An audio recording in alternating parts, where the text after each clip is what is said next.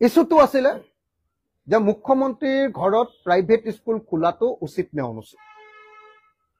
ইস্যুটো আছিলে অসমৰ ৰাজহুৱা শিক্ষাখণ্ড সঁচাকে এতিয়া সংকটত গৈছে নে নাই, আৰু প্ৰাইভেট শিক্ষাখণ্ড কিয় দিনে দিনে আগবাঢ়ি গৈ আছে, আৰু ৰাজহুৱা শিক্ষাখণ্ডৰ কিয় অৱস্থা বেয়া হৈছে। এই ইস্যুটো তেখেতে ডাইভাৰ্ট কৰিব খুজিছে। ইস্যুটো আছিলে যে হিমন্ত বিশ্ব শৰ্মাৰ পত্নীয়ে তেখেতৰ মুখ্যমন্ত্ৰীত্বৰ সুযোগত, হিমন্ত বিশ্ব শৰ্মাৰ মুখ্যমন্ত্ৰীত্বৰ সুযোগত গোটেই অসমতে অবৈধ সম্পত্তি গোটাই আছে, আৰু যেতিয়াই তেখেতৰ পত্নীৰ কথাটো ওলাই তেতিয়া আনৰ পত্নীবিলাকৰ কথা কৈ, মিছা কথা কৈ তেখেতে ইস্যুটো বেলেগ ফালে নিবৰ কাৰণে সদায় চেষ্টা কৰা দেখি। নৈতিকতা তেতিয়া ওলালেহেঁতেন যেতিয়া হিমন্ত বিশ্ব শৰ্মাই ক'লেহেঁতেন যে আপুনি মোৰ পত্নীৰ 2 নম্বৰী কৰা বুলি কৈছে, মই মোৰ পত্নীয়ে 2 নম্বৰী কৰি কিবা সম্পত্তি হেৰি কৰিছে নেকি, তাৰ ওপৰত আজিয়ে তদন্ত ঘোষণা কৰিলো। এইটোহে নৈতিকতা থকা মানুহৰ কথা।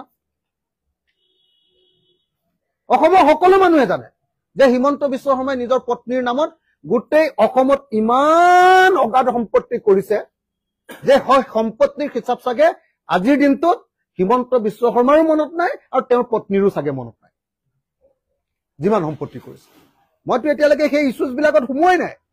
যিদিনা সোমামতো সেইদিনাতো, এতিয়াতো তেওঁ পলাইছেহে, অখিল গগৈ পত্নীৰ হেৰিয়াৰ তদন্ত নকৰো বুলি পলাইছেহে।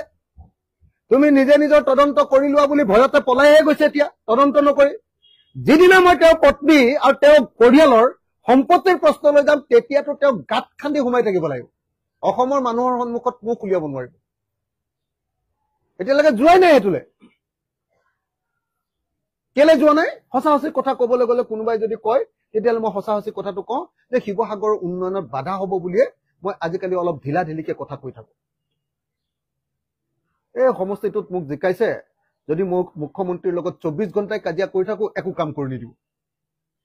সেইকাৰণে মই এতিয়ালৈকে টানকে, মোৰ লগত চব ডকুমেণ্ট আছে, ফাইল আছে, বনাই থৈ দিছো, ৰেডি হৈ আছো খালি। কিন্তু এইকাৰণে কৰা নাই যে শিৱসাগৰৰ কাম কেইটামান যদি কৰাই ল'ব নোৱাৰো, মোক জেলৰ পৰা যে জিকাইছে শিৱসাগৰবাসীয়ে মোক অভিশাপ দিব। সেইকাৰণে মই কেতিয়াবা কেতিয়াবা বৰ ঠাণ্ডাকে থাকো, কিন্তু মানুহটো উগ্ৰ, আপোনালোকে জানে, খং উঠে। যদি চেলেঞ্জ লয় তেতিয়াহ'লে মুখ্যমন্ত্ৰীক মই চেলেঞ্জ দিছো যে আমাৰ যিমান সা সম্পত্তি আছে এইবিলাক তেখেতে প্ৰমাণ কৰি দিয়ক, আৰু তেখেতৰ যিমান সা সম্পত্তি আছে এইবিলাকো আমি প্ৰমাণ কৰি দিম।